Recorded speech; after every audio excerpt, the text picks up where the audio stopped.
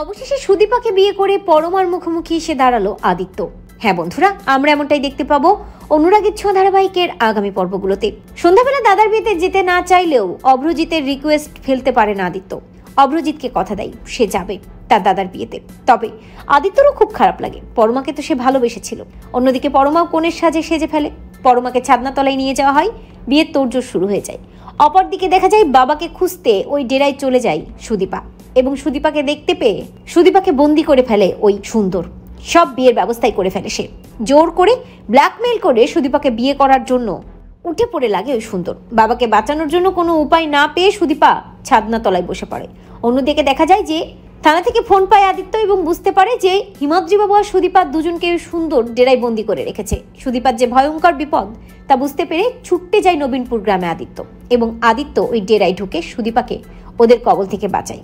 যেহেতু ওখানে বিয়ে চলছিল তাই মারামারির একটা পর্যায়ে আদিত্যর হাত থেকে সিঁদুর সুদীপার সিঁথিতে পড়ে। আদিত্য আর সুদীপার বিয়ে হয়ে যায়। সেখানে গ্রামবাসী চলে আসে এবং সবাই বলতে থাকে আদিত্য আর সুদীপার বিয়ে হয়ে গেছে। আদিত্য এই দায় অস্বীকার করতে পারে না, তাই আদিত্য হিমাদ্রি বাবুকে অসম্মান থেকে বাঁচানোর জন্য সুদীপার সব দায়িত্ব নেয়, স্বপ্ন পূরণের দায়িত্ব নেয়। আদিত্য সুদীপাকে নিয়ে শহরে চলে আসে। অপরদিকে ছাদনাতলায় অভ্রজিতের সাথে পরমার বিয়ে হয়ে যায়। সিঁদুরদান সম্পন্ন হওয়ার পর আদিত্য সেখানে সুদীপাকে নিয়ে হাজির হয়।